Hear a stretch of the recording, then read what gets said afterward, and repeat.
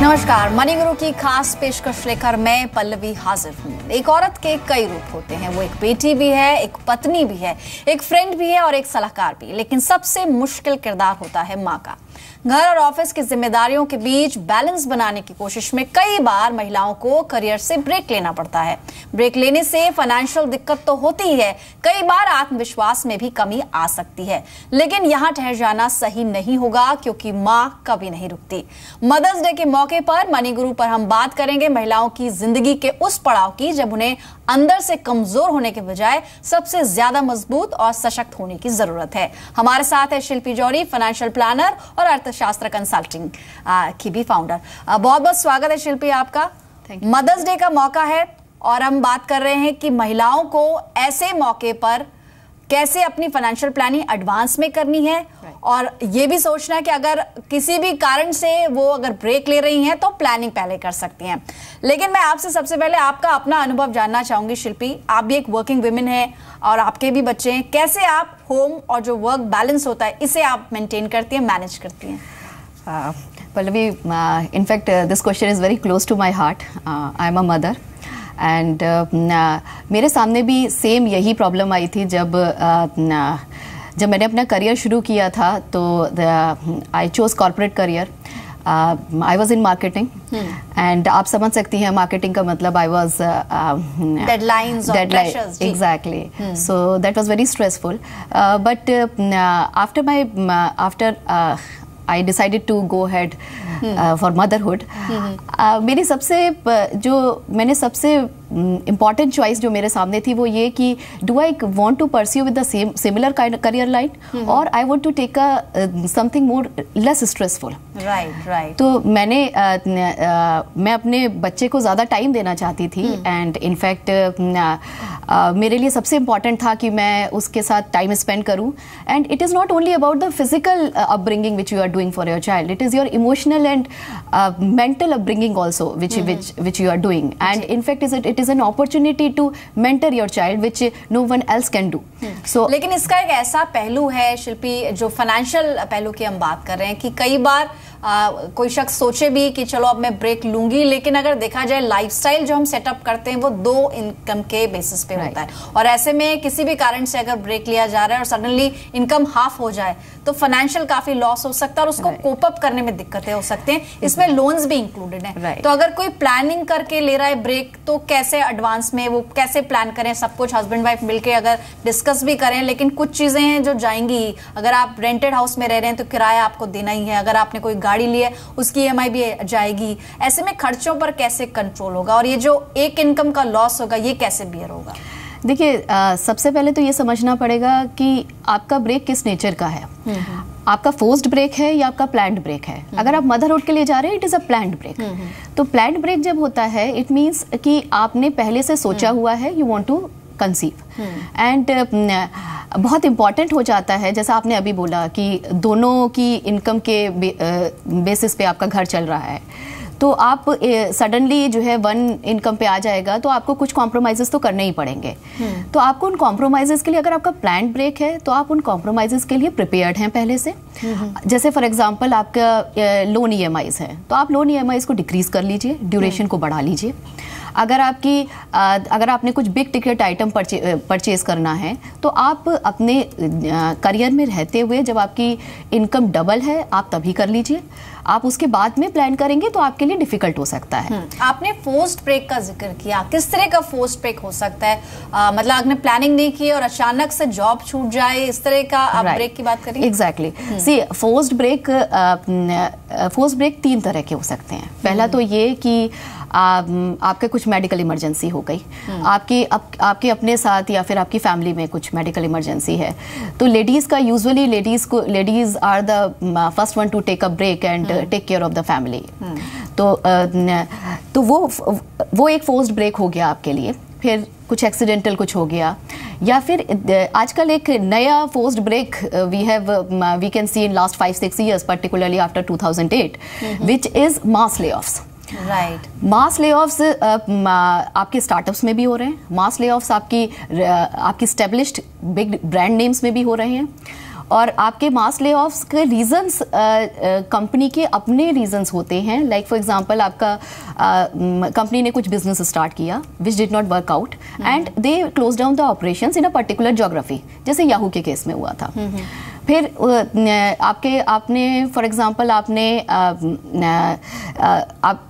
Business line ही बंद कर दी, जैसे किंगफिशर ने अपना एयरलाइन ही बंद कर दी and they laid off lot of people. In fact Shilpi, इस बीच काफी सारे स्टार्टअप्स में भी इस तरह की खबरें आई जहां पर कंप्लीटली शटडाउन हुआ, या फिर ज्योग्राफी वाइज भी, जैसे आपने याहू का एग्जांपल दिया, कई कंपनीज ने ये किया कि किसी ज्योग्राफीज में अपना कारोबार ही शट डाउन कर दिया और मूव आउट कर लिया। ऐसे में एक बड़े चंक में कह सकते हैं कि एम्प्लॉयमेंट लॉस हुआ और बहुत सारे लोगों को इसका इम्पैक्ट पहुंचा। इस तरह की अगर सिचुएशन आती है, टू सम एक्सटेंट शायद बीमा से थोड़ा सा शायद मदद मिल सके, लेकिन जो एक कॉन्फिडेंस की हानि होती है उसको कैसे हील अप करेंगे, कैसे अपने आप को हम एंगेज रखेंगे? आपने दो तरह के ब्रेक्स बताए, एक तो ये कि आप प्लानिंग करके ब्रेक लें कि आप 6 महीने या साल भर या 2 साल की छुट्टी लेने वाली हैं या प्लानिंग कर रही हैं और उस हिसाब से अपने फाइनेंसेस भी अरेंज कर सकते हैं। लेकिन अगर ऐसी कोई परिस्थिति आ जाए, मान लीजिए कि सेहत खराब हो जाए, कोई मतलब ऊपर वाला ना करे लेकिन कोई एक्सीडेंट आप मीट करते हैं या किस तरह की ऐसी परेशानी आ जाती है, हेल्थ आपकी साथ नहीं दे रही है, तो एक कह सकते हैं फोर्स ब्रेक हो सकता है। कैसे इन सारी सर्कमस्टेंसेस में कैसे मजबूत बने रहना और कोप अप करना, फैमिली को भी आपको चलाना है और अपने आप को एंगेज भी रखना है, मेंटली स्ट्रेस भी नहीं होना चाहिए, कैसे करेंगे ये सब? See Pallavi, it is one of the most difficult situation for anybody. आप बड़ा कहना आसान होता है कि जो है keep your calm, but it is easier said than done. आप लेकिन आपको पहली चीज़ जो अगर फोर्स्ड ब्रेक है तो उस सिचुएशन में आप ये देखिए कि आप अकेले नहीं हैं, ये केवल आपके साथ नहीं हुआ, आपके अलावा और भी बहुत सारे लोग थे जिनके साथ ये सेम सिचुएशन आई है। आप अगर अपनी दूसरा अगर प्लान्ड ब्रेक है और उस सिचुएशन में अगर आप रीवैल्यूएट कर रहे हैं अपनी ब्रेक को बार बार, तो मुझे लगता है कि आप ना सिर्फ अपनी सेल्फ वर्थ को डाउट कर रहे हैं, आप उस रिस्पॉन्सिबिलिटी को भी डाउट कर रहे हैं जो आपने ली है। सो लेडीज के लिए पर्टिकुलरली मैं ये कहूँगी कि if you are going for planned motherhood, it is very important that you should not reevaluate, और अपने आसपास के लोगों को मत देखिए, अपने पीयर्स से कंपेयर मत कीजिए, क्योंकि आपकी और उनकी सिचुएशन में डिफरेंस हो सकता है। लाइक फॉर एग्जाम्पल, किसी के साथ में बहुत अच्छा सपोर्ट सिस्टम है, दे में be in a joint family, और किसी के पेरेंटल सपोर्ट है, लेकिन आपके पास नहीं है। So you may be in a different position, आपकी पोजीशन के अकॉर्डिंग आपको वो चॉइस करनी है। It may be a loss of income, it may be a loss, but do not make it a loss of confidence. See, it is a break, it is not an end to your career. Right. तो यानी अगर आप sabbatical plan भी कर रही हैं और आप चाहती हैं कि कुछ समय के लिए आप घर पर फोकस करें, अपने बच्चों पर फोकस करें, तो भी इसमें कॉन्फिडेंस लूज करने वाली कोई बात नहीं है। लेकिन अब इसमें एक वैल्यू एडिशन चाहूंगी शिल्पी, कई बार क्या होता है कि ब्रेक ऐसा मौका भी होता है कि जब आप अपना करियर चेंज कर सकते हैं। जो शुरुआत में आपने कहा कि आप कॉर्पोरेट जॉब में थी, लेकिन बाद में आपको लगा after you became a mother कि अब आपको घर पर ज्यादा समय देना चाहिए।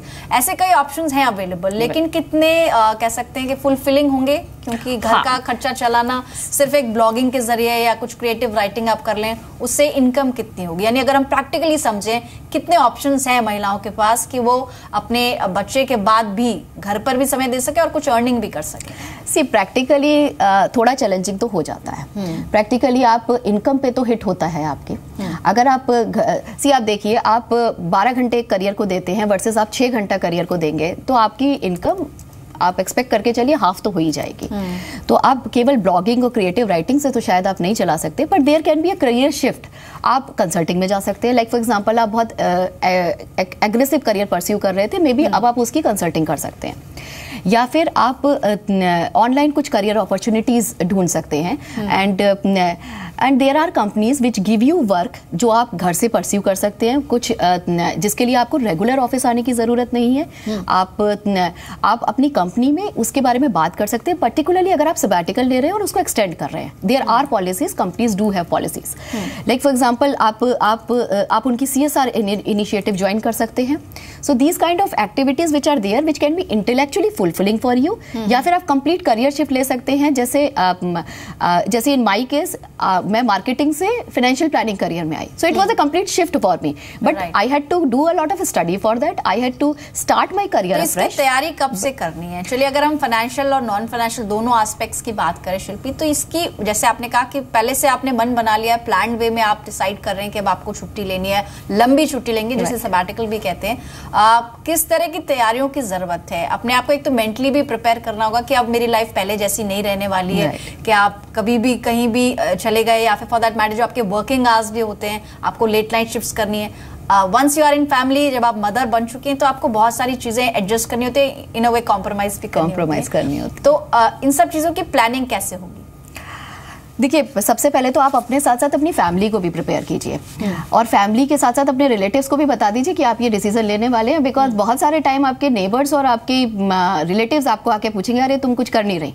सो बड़ा कॉमन सा क्वेश्चन है ये कि अरे you are a PhD and you are sitting at home. आप तो साइंटिस्ट थी, आपने all of a sudden break ले लिया. So you know these kind of things will happen. But जैसा आपने कहा कि कॉन्फिडेंस नहीं मरने देना है, एट द सेम टाइम आपको अपनी फैमिली को इस चीज के लिए प्रिपेयर तो करना पड़ेगा कि आप ये केवल फाइनेंशियली हिट नहीं कर रहा है, एक ये मेंटली आप उस मोड में आ रहे हैं जहां आपको बहुत सारी चीजें फोरगो करनी पड़ेंगी.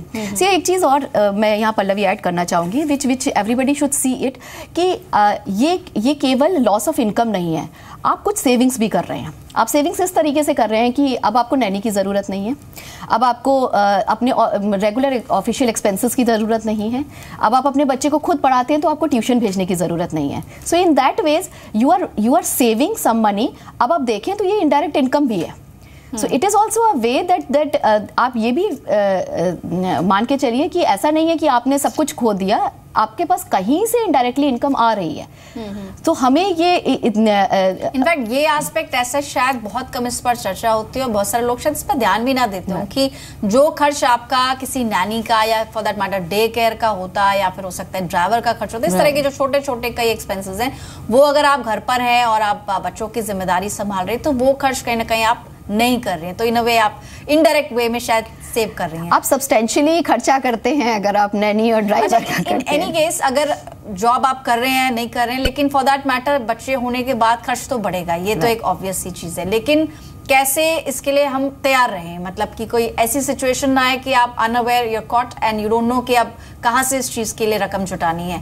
खर्चा किसी भी तरह का हो सकता है, मेडिकल एक्सपेंसेस हो सकते हैं, आगे चल के फिर पढ़ाई, क्योंकि अब जिस तरह का सिनेरियो है, अगर नर्सरी में भी एडमिशन है तो साल भर पहले से उसकी प्लानिंग पेरेंट्स करते हैं.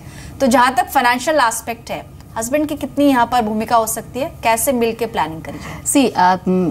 चूंकि हम प्लान ब्रेक की बात कर रहे हैं, उस केस में आप अपने गोल्स की प्लानिंग पहले से कर सकते हैं. और अपने गोल्स की प्लानिंग करने से पहले मैं एक बहुत इंपॉर्टेंट एस्पेक्ट पे ध्यान दिलवाना चाहूंगी जो यूजुअली मिस हो जाता है, which is your emergency planning. आप अपने इमरजेंसी फंड को प्रिपेयर कीजिए, एंड अपने इमरजेंसी फंड को आप एक सिंगल इनकम की तरह प्रिपेयर कीजिए, जिसमें आप अपने रेगुलर मंथली इनकम के एक्सपेंसेस को ऐड कीजिए. इवैल्यूएशन शुरू से पहले से करना, इवैल्यूएशन पहले से करना है. कितना महीना, मतलब अगर हम समझे कि अगर कोई डिसाइड कर रहा है कि मैं अगले 6 महीने बाद या for that matter so and so समय के बाद मैं छुट्टी लूंगी, तो कितना इमरजेंसी फंड होना चाहिए आपकी अभी सैलरी का, या एक्सपेंसेस के हिसाब से इमरजेंसी फंड बनाए, मतलब फॉर्मूला क्या होगा? अगर से फॉर एग्जांपल कि आपने ब्रेक प्लान किया है कि आप 6 या 8 महीने बाद ज्वाइन करना चाहते हैं, सी यू शुड नो दैट आपका ब्रेक एक्सटेंड भी कर सकता है एज पर योर, आपकी सिचुएशन कैसी बाद में बनती है, एक्सटेंड भी कर सकता है. तो ऐसे केस में कम से कम आप 1 साल के इमरजेंसी मंथली एक्सपेंडिचर ऐड कीजिए, फिर उसका एनुअल आपका क्या खर्चा तैयारी भी साल भर पहले से तैयारी कीजिए. आप एनुअल एक्सपेंडिचर इसमें ऐड कीजिए. आप अपने इंश्योरेंस के प्रीमियम्स को ऐड कीजिए, विच इज वेरी इंपॉर्टेंट, क्योंकि आपको इंश्योरेंस इसके बाद भी चलाना है. तो यानी जो घर का खर्च है प्लस जो EMIs आप चुका रहे हैं, इंश्योरेंस आपने कोई पॉलिसी ले रखी है, तो जो प्रीमियम्स आप पे कर रहे हैं, इन सब का आकलन आपको करना होगा ऐड करने के बाद जी. और उसके बाद उसे फिक्स डिपॉजिट में डालिए. आई मीन ये एक साथ बहुत लमसम अमाउंट आ जाएगा, आप उसे कहीं और इन्वेस्ट ना करें, आप उसे केवल फिक्स डिपॉजिट में डालें. रीजन वही कि you have the safety of the principal. Right. आप यानी जो आपका मूलधन है, मूल राशि है, वो बची रहे, ये बहुत इंपॉर्टेंट है, ताकि इमरजेंसी की सिचुएशन में आपको भटकना ना पड़े, आप खुद कॉन्फिडेंट हो इतने कि आप फाइनेंशियली तैयार है इन सब चैलेंजेस के लिए.